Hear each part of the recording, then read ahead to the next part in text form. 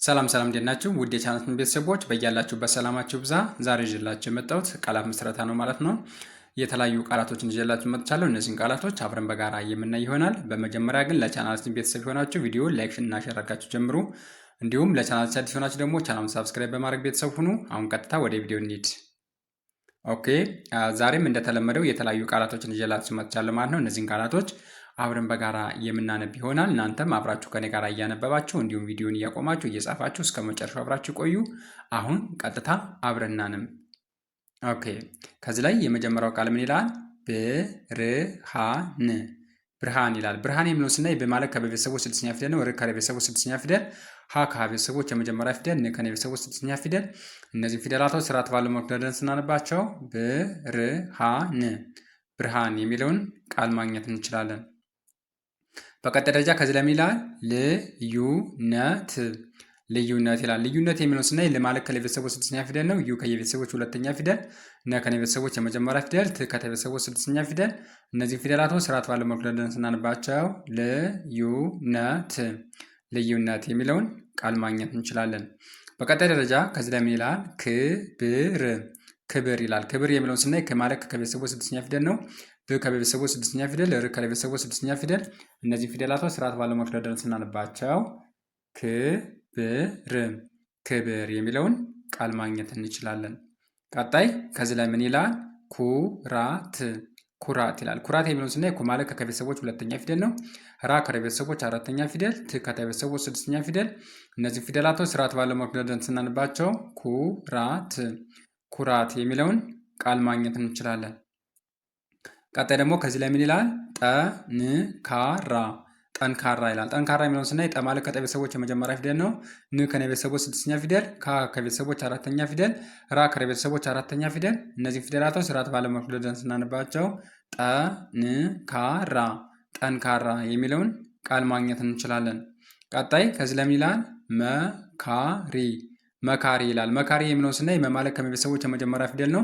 ካ ደግሞ ከቤተሰቦች አራተኛ ፊደል፣ ሪ ከቤተሰቦች ሶስተኛ ፊደል። እነዚህ ፊደላቶች ስርዓት ባለው መልኩ ደርድረን ስናነባቸው መካሪ፣ መካሪ የሚለውን ቃል ማግኘት እንችላለን። ቀጣይ ደግሞ ከዚህ ላይ ምን ይላል? ልጆች። ልጆች ይላል። ልጆች የሚለውን ስናይ ለማለት ከቤተሰቦች ስድስተኛ ፊደል ነው። ጆ ከቤተሰቦች የመጨረሻ ፊደል፣ ች ከቤተሰቦች ስድስተኛ ፊደል። እነዚህ ፊደላቶች ስርዓት ባለው መልኩ ደርድረን ስናነባቸው ልጆች፣ ልጆች የሚለውን ቃል ማግኘት እንችላለን። ቀጣይ ደግሞ ከዚህ ላይ ምን ይላል? ቤተሰብ። ቤተሰብ ይላል። ቤተሰብ የሚለውን ስናይ ቤ ማለት ከቤተሰቦች አምስተኛ ፊደል ነው። ተ ከቤተሰቦች የመጀመሪያ ፊደል፣ ሰ ከቤተሰቦች የመጀመሪያ ፊደል፣ ብግ ደግሞ ከቤተሰቦች ስድስተኛ ፊደል። እነዚህ ፊደላቶች ስርዓት ባለው መልኩ ደርድረን ስናነባቸው ቤተሰብ፣ ቤተሰብ የሚለውን ቃል ማግኘት እንችላለን። ቀጣይ ደግሞ ከዚህ ላይ ምን ይላል? ቅመም። ቅመም ይላል። ቅመም የሚለውን ስናይ ቀ ማለት ከቀ ቤተሰቦች ስድስተኛ ፊደል ነው። መ ከቤተሰቦች የመጀመሪያ ፊደል፣ ም ከቤተሰቦች ስድስተኛ ፊደል። እነዚህ ፊደላቶች ስርዓት ባለው መልኩ ደርድረን ስናነባቸው ቅመም፣ ቅመም የሚለውን ቃል ማግኘት እንችላለን። ቀጣይ ደግሞ ከዚህ ላይ ምን ይላል? ስብሰባ። ስብሰባ ይላል። ስብሰባ የሚለውን ስናይ ስ ማለት ከቤተሰቦች ስድስተኛ ፊደል ነው። ብ ከቤተሰቦች ስድስተኛ ፊደል፣ ሰ ከቤተሰቦች የመጀመሪያ ፊደል፣ በ ከቤተሰቦች አራተኛ ፊደል። እነዚህ ፊደላቶች ስርዓት ባለው መልኩ ደርድረን ስናነባቸው ስብሰባ፣ ስብሰባ የሚለውን ቃል ማግኘት እንችላለን። ቀጣይ ደግሞ ከዚህ ላይ ምን ይላል? ፋይዳ። ፋይዳ ይላል። ፋይዳ የሚለውን ስናይ ፋ ማለት ከቤተሰቦች አራተኛ ፊደል ነው። ይህ ከቤተሰቦች ስድስተኛ ፊደል፣ ዳ ከቤተሰቦች አራተኛ ፊደል። እነዚህ ፊደላቶች ስርዓት ባለው መልኩ ደርድረን ስናነባቸው ፋይዳ፣ ፋይዳ የሚለውን ቃል ማግኘት እንችላለን። ቀጣይ ደግሞ ከዚህ ላይ ምን ይላል? ሀቀኛ። ሀቀኛ ይላል። ሀቀኛ የሚለውን ስናይ ሀ ማለት ከቤተሰቦች የመጀመሪያ ፊደል ነው። ቀ ከቤተሰቦች የመጀመሪያ ፊደል፣ ኛ ከቤተሰቦች አራተኛ ፊደል። እነዚህም ፊደላቶች ስርዓት ባለው መልኩ ደርድረን ስናነባቸው ሀቀኛ፣ ሀቀኛ የሚለውን ቃል ማግኘት እንችላለን። ቀጣይ ደግሞ ከዚህ ላይ ምን ይላል? ሂሳብ። ሂሳብ ይላል። ሂሳብ የሚለውን ስናይ ይህ ማለት ከቤተሰቦች ሶስተኛ ፊደል ነው። ሳ ከቤተሰቦች አራተኛ ፊደል፣ ብ ከቤተሰቦች ስድስተኛ ፊደል። እነዚህ ፊደላቶች ስርዓት ባለው መልኩ ደርድረን ስናነባቸው ሂሳብ፣ ሂሳብ የሚለውን ቃል ማግኘት እንችላለን ማለት ነው። ቀጣይ ደግሞ ከዚህ ላይ ምን ይላል? ሴኮንድ። ሴኮንድ ይላል። ሴኮንድ የሚለውን ስናይ ሴ ማለት ከቤተሰቦች አምስተኛ ፊደል ነው። ኮ ከቤተሰቦች የመጨረሻ ፊደል፣ ን ከቤተሰቦች ስድስተኛ ፊደል፣ ድ ደግሞ ከቤተሰቦች ስድስተኛ ፊደል።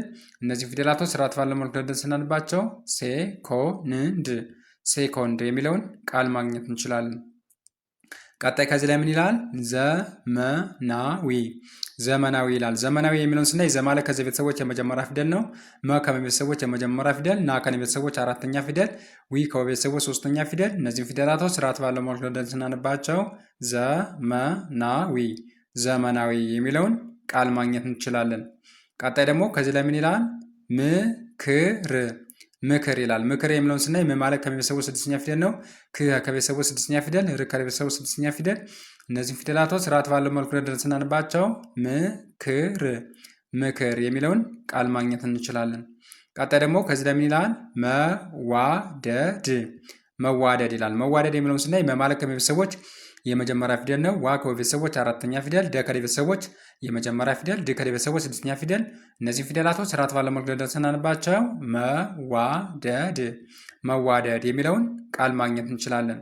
ቀጣይ ከዚህ ለምን ይላል? ግንቦት ግንቦት ይላል። ግንቦት የሚለውን ስናይ ግ ማለት ከቤተሰቦች ስድስተኛ ፊደል ነው። ን ከቤተሰቦች ስድስተኛ ፊደል፣ ቦ ከቤተሰቦች የመጨረሻ ፊደል፣ ት ከቤተሰቦች ስድስተኛ ፊደል።